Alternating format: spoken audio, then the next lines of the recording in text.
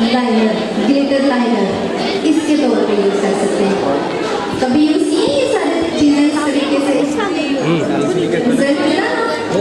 इसलिए ये मुझे बहुत पसंद है। जब आप कहीं फंस जाते हैं, हमारे स्टाफ में ये कहा जाता है जब आप कहीं गलत कर जाओ ग्लिटर लगाओ, छुप जाता है आपके लिए।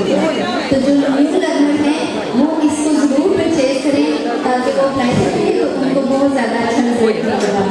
इसके बाद इसकी इंटरफेरेंस है, डस्ट में भी मौजूद है।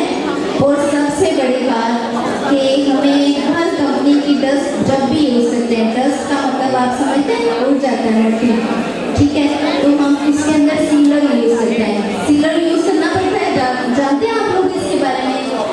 सीलर जो सील कर देता है, लॉन्ग लास्टिंग करता है। ऐसे ही आप डस्ट उठाएंगे और अप्लाई कर देंगे, कभी भी स्टे नहीं करेगा। लेकिन इनकी डस्ट की ये खास बात है कि जब हम उसे अप्लाई करते हैं तो वो फैलता है, अपनी जगह पर स्टे करता है और जहाँ आप अप्लाई करते हैं वहाँ ही रहता है।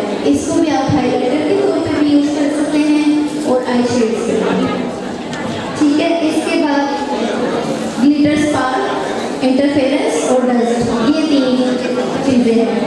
और बेस, इनकी बेस भी है जो मैं बेस आपको बना के दिखाऊंगी। कौन अपने फेस पे अभी बार्बी डॉल जैसा मेकअप कराना चाहता है? कौन बार्बी डॉल करना चाहता है?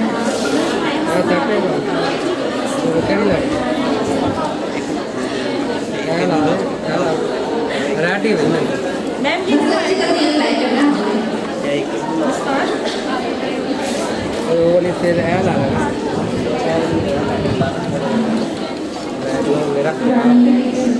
मैडम आपने ऐसा सवाल कर दिया, हर खातून अपने आप को बार्बी डॉल कहती है।